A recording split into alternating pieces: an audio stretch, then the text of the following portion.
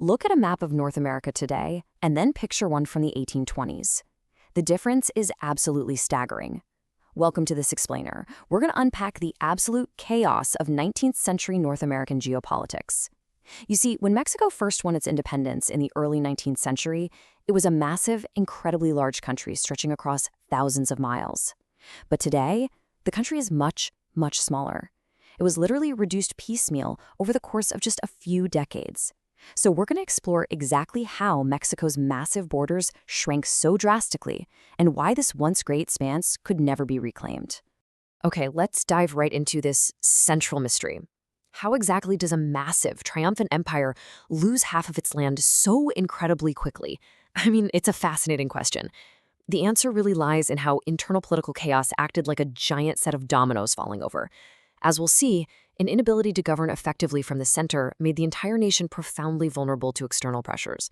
It's basically your classic story of how falling apart on the inside leads directly to getting picked apart from the outside. Over the next few minutes, we're going to trace a timeline going from a triumphant, newly independent superpower in the 1820s straight through to an absolute catastrophe of rebellions and wars in 1848, all the way down to tiny, almost unnoticeable river shifts in the 1970s that finalized the modern borders. All right, let's kick things off with Section 1, the massive Mexican Empire.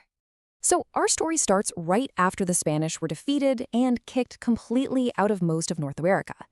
They left behind this newly independent nation that decided to establish itself as an empire. Now, initially, it was led by a regency council, well, just until they could pick a proper emperor, and this council actually made a really smart early move. They sought to befriend their newly independent southern neighbors.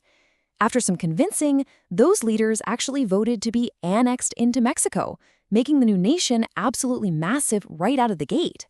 But there was a fundamental issue. That ruling council soon decided their leader, Agustin de Urbit, would make a fantastic emperor. So he was crowned.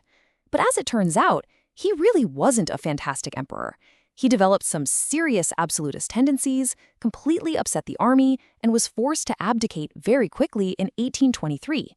So Mexico immediately transitioned from an empire into a republic.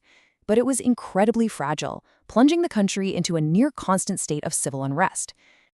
Moving right along to Section 2, Republic, Rebellion in Texas. With the central government constantly teetering on the edge of collapse, it was honestly just a matter of time before the map started to crack. The direct cause and effect here is just wild. Desperately trying to avoid, death by mob, the new leaders actually recalled troops from the southern regions back to the capital for protection.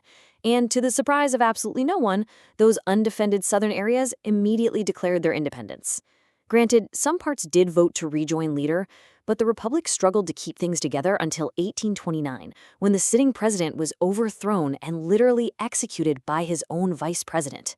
This total breakdown in order paved the way for General Antonio López de Santa Anna to rebel and overthrow the government himself. Santa Anna's leadership style was, to put it mildly, aggressive. In 1835, he just up and repealed the Constitution. This instantly sparked widespread rebellions, the most notable being in Texas. Santa Anna personally marched north to suppress this revolt, but his brutal treatment of Texans completely hardened opinions against Mexico. Believing there was absolutely no way the rebels could resist him, he arrogantly decided to split his army to garrison other parts of the country. Disastrously bad idea. He was swiftly captured by the Texans and forced to grant Texas its independence just to spare his own life. So, here is where things get really interesting.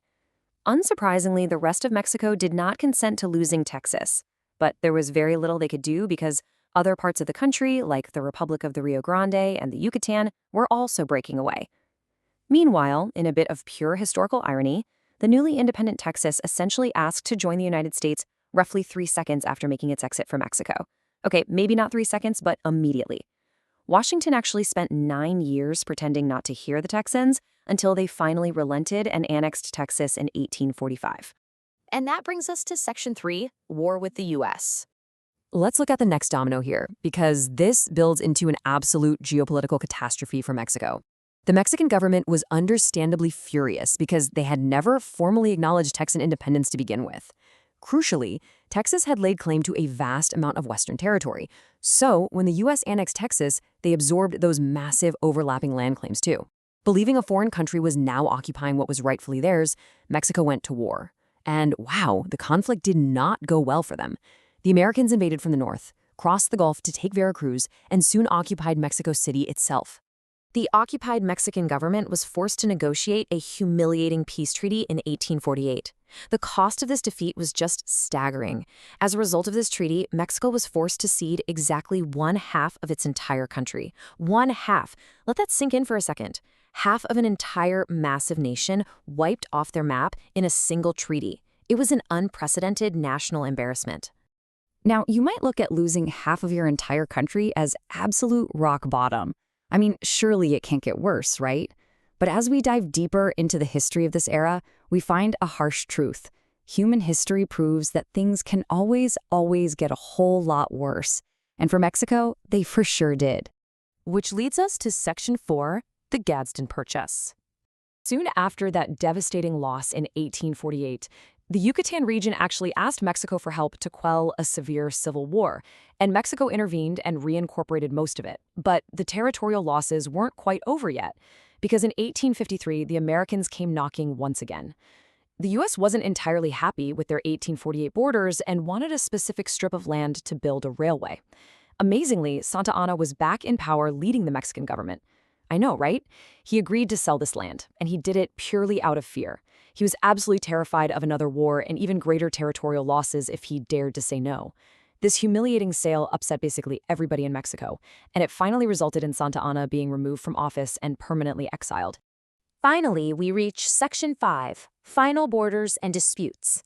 Following the exile of Santa Anna and the end of these massive country-cleaving amputations, the subsequent changes to Mexico's borders shifted from catastrophic to just extremely slight historical footnotes. For example, in 1893, Mexico officially renounced its claim to some former Yucatan lands, which were incorporated into British Honduras. Then, in the 1930s, Mexico argued with France over a specific island.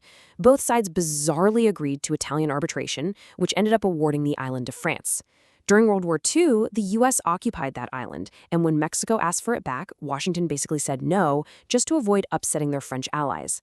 Finally, way later in the 1970s, the U.S. handed over some tiny bits of territories simply because the old border, the Rio Grande River, had naturally shifted its course over time.